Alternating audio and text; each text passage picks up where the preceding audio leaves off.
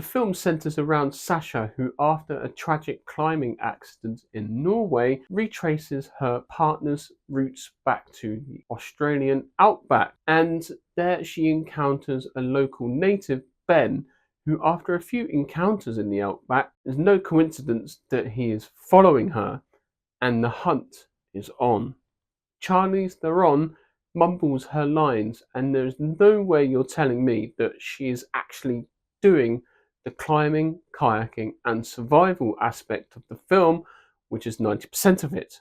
Taron Egerton as native Ben is very unsettling and genuinely creepy and funny at times. He is also, might I add, rather ripped. Overall, this film is a lot of time spent in a kayak and hardly a word spoken in the first 25 minutes. Also made an hour-and-a-half film feel like 2 hours.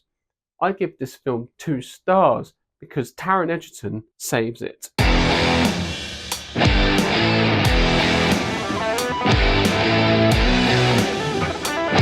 So the film Apex starts off in Norway with Sasha and Tommy, Charlize Theron and Eric Bana, and they are camping outside on the side of a mountain on this little tent, just casually hanging about millions of feet up in the air and judging the weather to see whether it is safe to climb.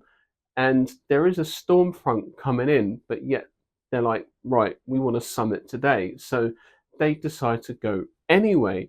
And so they climb up the mountain despite the rather inclement weather.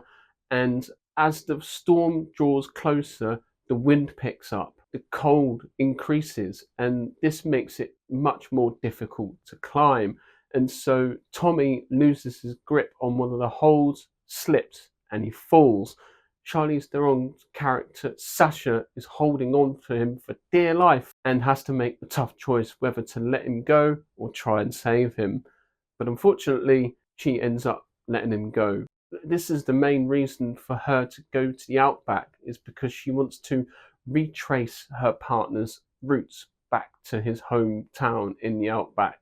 And she finds herself and she tries to find closure. And this is where in the outback she meets native local Ben in one of the convenience stores in this local park region that her partner was from. And at first he seems quite charming and seems quite funny and protective over her from an altercation with a few people in the store that she had. Then she goes off and she finds a local spot and explores the area. And it's no coincidence that Ben is following her, and she sees him on a few occasions and chaos ensues. So this film isn't particularly great, and I don't believe for a second that Charlize Theron is actually doing any of the stunts, climbing or kayaking, or even any of the survival stuff in the film.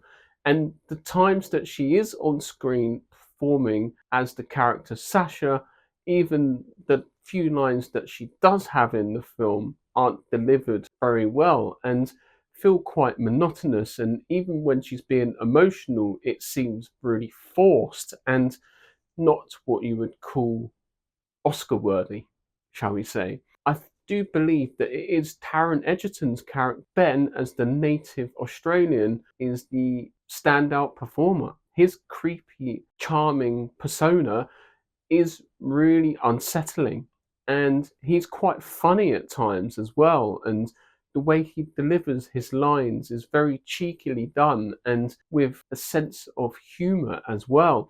And he really goes deep into this character, and it's all in the eyes and the facial expressions as well that he gives off, and it just gives you that really sort of cringe feeling every time he's on screen, which is what you want from sort of a survivalist outback type of a character who's been in the wilderness for far too long. And it really shows on screen, especially when the film takes a drastic turn and his character goes full Hannibal Lecter. And that's all I'm going to say about that. So when you see the film, it is quite a shocking turn, as it kind of hints at his character through his business that he has of selling beef jerky to the general public in this little convenience store that you see in the start of the film, which sets up the later scenes quite nicely. Although a bit predictable, I sort of clocked onto this quite early on, and it is quite a interesting turn, and his character really does save the film.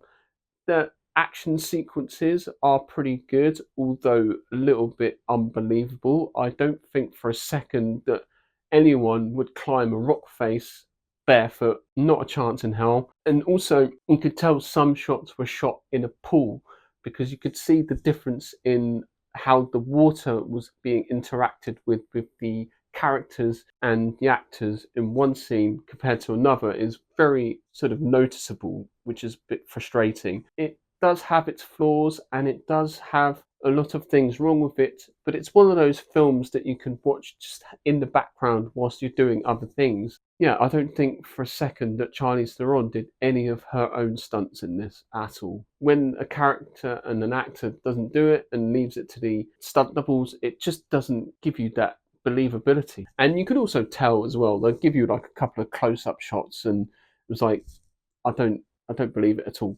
So yeah, another Netflix dud, I believe, but perfectly watchable. You might struggle with the lack of dialogue at the start of the film, but you just got to push through and you'll get to the light at the end of the tunnel eventually.